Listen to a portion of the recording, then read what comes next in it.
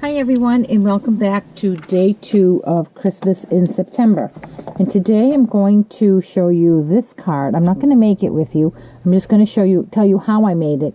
And again, it is using the new Christmas quilt stamp set, which comes with some coordinating dies that are called Quilt Builder Framelits.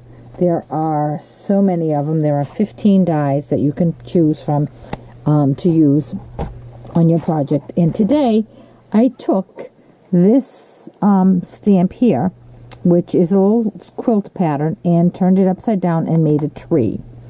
Then there's also this tiny little inverted triangle type pattern, which is a quilt pattern, and I made that into my tree stump. Then I used this sentiment that says, "Have yourself a merry little Christmas." And this is the card that I came up with. The base of this card is 8.5 by 11, scored at 5 1/4. No, I'm sorry, 8.5 by 5.5, scored at 4 1/4. And this cherry cobbler here is 4 by 5 1/4. And this white is 3 3/4 by 5. The first thing that I did was I embossed my white cardstock with the softly falling embossing folder, which I just love. It's absolutely beautiful. So that's how I made that. Then for these trees, I stamped 3 of them in Pure Pizzazz on Pure Pizzazz, and 2 of them in Wild Wasabi on Wild Wasabi. The little tree stumps are soft suede on soft suede, and I then cut them out with some of the dies. Here's a little die to cut out the tree stump, and here is the triangular die that cut out my trees.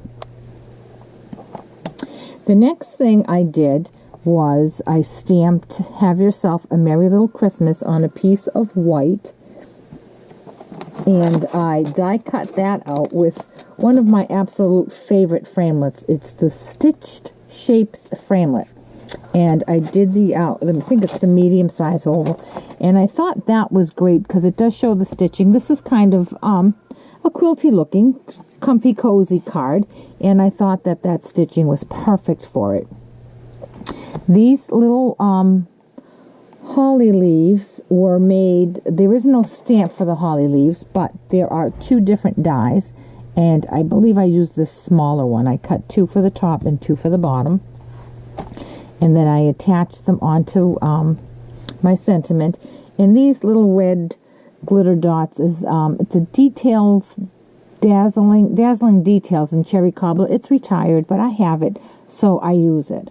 Then this strip of ribbon is the burlap ribbon, and what I did for that is, let me cut a little piece and show you. The burlap ribbon has these great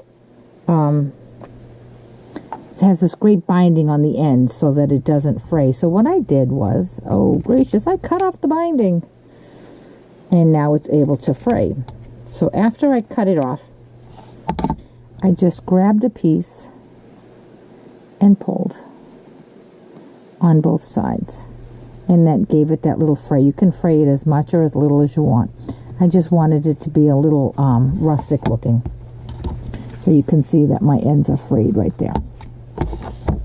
And that's it. I attached the tree stumps with glue dots, and I attached the trees with Stampin' Dimensionals.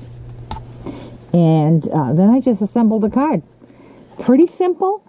I know yesterday's card was a little bit of a rustic, earthy tone color too, so I think I'm in a groove now. But this one was really simple to make. It was a lot of die cutting, obviously, but once you get everything situated, it goes pretty smoothly. So if you have any questions at all, since I won't be doing a video on this one, if you have any questions at all, certainly contact me through my blog, www.stampwithanna.blogspot.com. And you'll find a tab up along the top that says Contact Me. There's a tab that says subscribe to my newsletter. Sorry there. And there's also another tab that says Shop. So you can shop in my online store 24/7.